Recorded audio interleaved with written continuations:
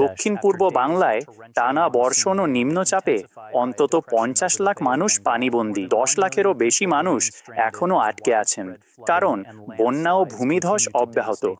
কর্তৃপক্ষের মতে ভূমিধসে অনেকে মারা গেছেন, বিদ্যুৎ বিচ্ছিন্ন হয়েছে এবং বন্যায় বহু ঘরবাড়ি ক্ষতিগ্রস্ত। বাসিন্দারা খাবার ও বিশুদ্ধ পানির সংকটে আছেন, কারণ তাদের বাড়িঘর এখনো পানির নিচে। আমরা 4 দিন ধরে আছি, এটা 4 দিন হয়ে গেছে। হোম সাবমেরের জন্য প্রপার্টির মূল্য প্রায় 30,000 রুপি, $245 ক্ষতিগ্রস্ত হয়েছে। আজ আমি 3 দিন পর বাড়ি ফিরেছি।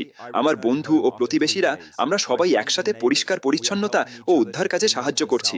আমরা গত কয়েকদিন ধরে আধা অনাহারে আছি। পরিস্থিতি খুবই খারাপ। বাইরে থেকে কোনো সাহায্য পেলে আমরা কৃতজ্ঞ থাকব। আমার অবস্থা খুব খারাপ। আমরা রাত 1টা।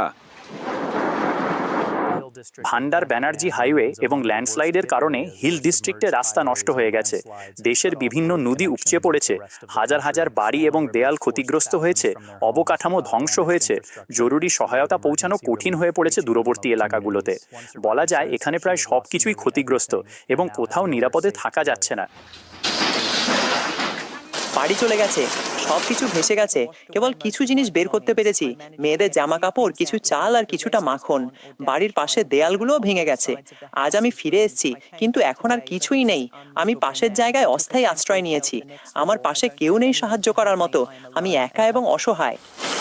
এটা বন্যা। পানি ধীরে ধীরে কিছু এলাকায় প্রবেশ করছে, হাজার হাজার পরিবার ধ্বংস হয়ে যাওয়া বাড়িতে ফিরে যাচ্ছে এবং ক্ষতির পরিমাণ বাড়ছে। স্বেচ্ছাসেবকরা এখনও খাবার ও জরুরি সরঞ্জাম বিতরণ করছে, কিন্তু দূরবর্তী এলাকার বাসিন্দারা জরুরি মানবিক সহায়তার জন্য অপেক্ষা করছে।